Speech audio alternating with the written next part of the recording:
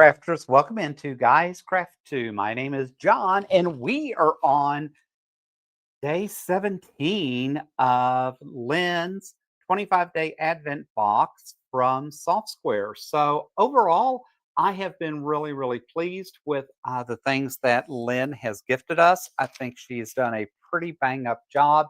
Yesterday, we got the 3 yards of fabric from her. She did value those at $36, which nowadays about $11.95 a yard is pretty standard, unfortunately. In fact, that can be a little conservative for most places.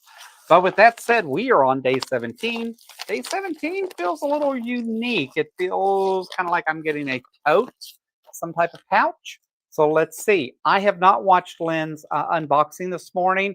I do watch Lynn every day, especially because she's playing bingo, and I have potentially the opportunity, if I get 2 bingos, to possibly win one of 2 27-inch TVs that she's giving away. So she's done a lot of things to make her box unique to others. So it is a new pouch. So you can always use these zippered pouches. Lynn typically puts a note in each day. So let's step out and see what she has to say. She says, this is B-Box Day 17. Patch Abilities design some of the cutest wall hangings. I have partnered with them to have our very own custom wall hanging for this Advent box. They designed it based on what I asked for, but then I took it a step farther.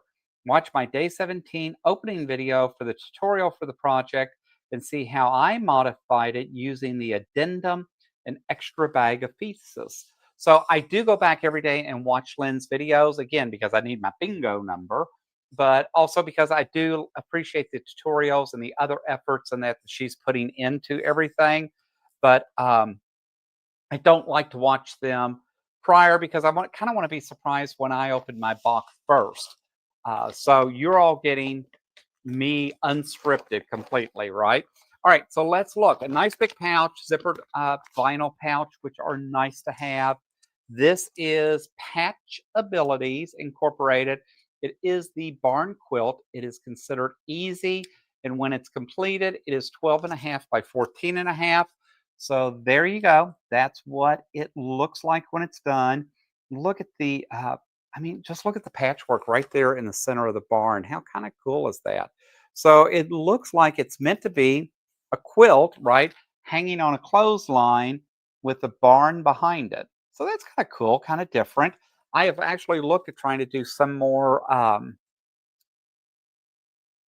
like 12 by 16 or whatever flags and that and make those custom, but I'm doing embroidery typically, but there's some cool things here. It says, imagine all the patch abilities. Here's the materials needed. And they go through and list the different materials. I'm betting Lynn put a lot of those in here, such as Crafty Chica embroidery floss. So she did provide us with a rainbow selection of embroidery floss. She also provided us with assorted hand needles, which would have been appreciated. It would have been nice if she could have sent these to me a month ago, because if you remember, if you follow the channel, I had completed tote bags for Christmas for a couple of the girls in my family, and decided I wanted to hand sew magnets on. Ended up not doing it just because I've never done it. Just ran out of time, just ended up sending them the totes. But I had to go to the store to buy hand needles because all I have is machine needles. So how crazy is that? And then she goes through and she did provide the fabrics, right? So, and someone spent a lot of time. This is a 2-inch by 2-inch brown wood grain for the clothespins. So she did cut this out for the clothespin. She did cut these 3 different fabrics for a little pieced quilt. And so she gave us the fabric that is going to let us make the small quilt. I'm hoping you all can see these from a distance because there's so many I didn't want to try to jump up. All right, so that's those 3. She gave us silver needles, so silver. She gave us the backing. She gave us the red wood grain for the barn, the wood grain for the spindles, dark gray spools, the sky, So she did. They spent a lot of time cutting all this up. This is for the background grass, light yellow for the borders, and eighth of a yard of like a brown wood grain for the binding. So again, she did provide a lot of stuff in here. I'm assuming this is, yeah, heat and bond, and she gave us the batting even. So everything. So a complete kit, what I would call a small project kit.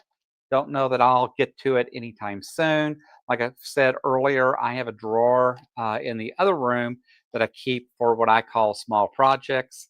And every now and then I just go in and grab something out of there because it's like I just want to do something other than piecing, but I still want to be like sewing, quilting. So what can I do? And then she added this as Lynn's kit. Oh, look how cute. It's the little miniature clothespins. So those are adorable. Plus, I like the little plastic bin. Binding for the mini quilt, backing again. And so these are all for that little miniature quilt. So, a cool project. Nothing I'm going to get to anytime soon. But do I like it? Yes, I think it's kind of a cool kit. And I always appreciate the bag. This is day 17, which means she put a retail value of $35 on this. So probably by the time you cut all these small fabrics, put those together, add the needles in and all that, she's probably fairly close to being accurate. I think some of her numbers have seemed a little off to me, while others have seemed like dead on. And some of them, I think she was way too conservative with them. But overall, happy with that. Totally different, not at all what I expected. But I have a niece that loves like that red barn look in that. So if I end up getting this done, I definitely know who I could gift it to. So, guys, thanks for dropping in. Thanks for spending a little bit of your evening, late afternoon with me, listening to me talk about what I think about the box from Soft Squares. Hope you're having an amazing week. Hope you're getting ready for Christmas. And as always, until next time, happy crafting.